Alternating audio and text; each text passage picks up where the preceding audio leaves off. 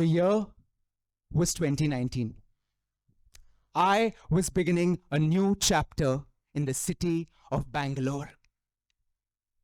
A freshers' party was being organized in my college. You know the drill.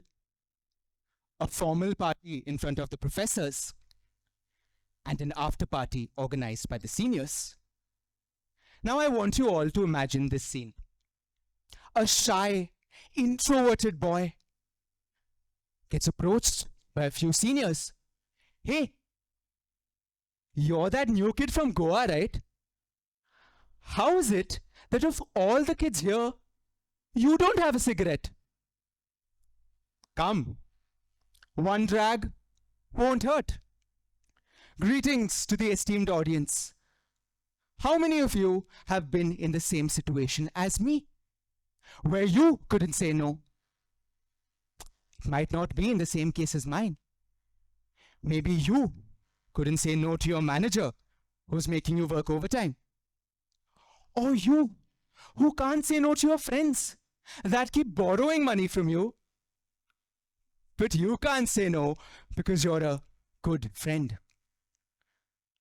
I too wish I had said no to that cigarette that day, and in so many other similar circumstances. Now, a fun fact, I too was a student of Sharada Mandir school. But if you had known me back then, you would never imagine me to be on stage like this. Many of my teachers out here can attest to that. Can we get a raise of hands who have taught me in Sharada Mandir? This is the most they're ever going to hear from me compared to the past. But why was I quiet? Was it my personality? Was it my marks? I'll tell you what it was. Or more importantly, who it was. Your principal. Now, personally, there weren't any perks of being the principal's son. First of all, I hated the look I got from my classmates every time my mother would come on the intercom. And even worse when she'd come for her rounds. But in the 9th standard, I finally found a perk. Now, early one morning, whilst I was getting ready for school, my mother got a call. Now, this call was from my class teacher, saying that she'll be absent for the day. Now, I just casually mentioned this to my friend, who ended up telling the entire class. And for no time, I became the kid who had inside information on which teacher would be absent.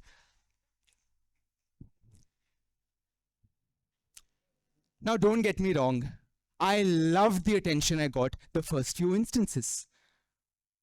But after a certain while, I wanted to say, no, I don't like eavesdropping like this. But for some reason, I just couldn't.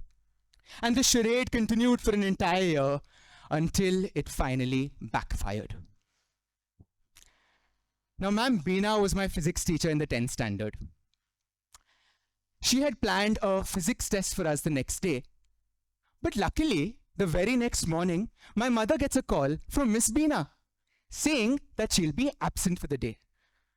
Now, I was excited and I ran to my classmates with the good news. We didn't study the entire day, we just relaxed. But guess who turns up for class? Miss Beena with a stack of question papers. But what happened? She was supposed to be absent.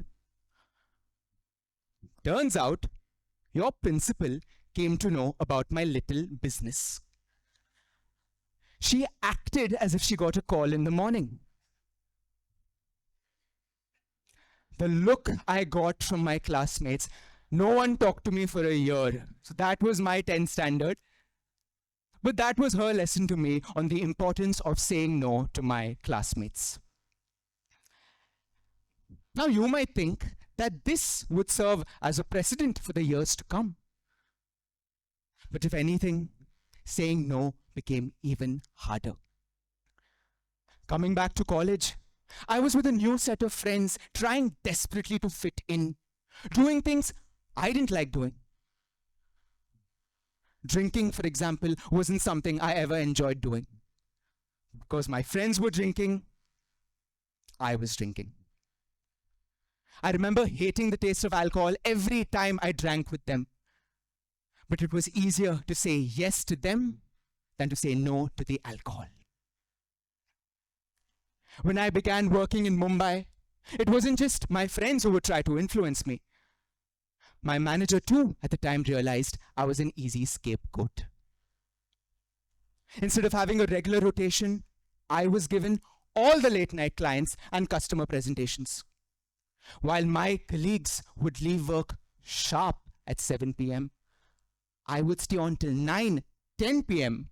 attending clients. But the final straw came after 1 year in the company. I was excited because after 6 long months, my parents were coming to visit me. I even took leave months in advance. But one day prior, my manager comes up to me and says, "Yeah, Shantanu, tell me one thing. You as it is video call your parents daily. Do one thing, you come to office tomorrow and video call them from there. Then I don't have to give you leave."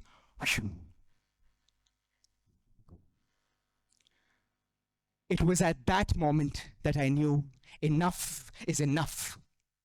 If I don't stand up for myself now, I would forever get trampled down by people like this. I confronted my boss and said something I should have said long back. No. I'm sorry you feel this way.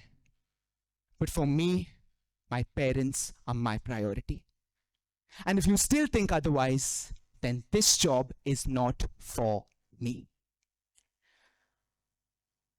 Ladies and gentlemen, the look I got from my boss was one of stunned disbelief. But that quickly turned into respect. And that's when it hit me. No is a 4-letter word. It's not simply disagreeing with things. You need to know when to say no. kNOW. But the purpose of my speech doesn't end here. We live in a society where no is seen as a negative word.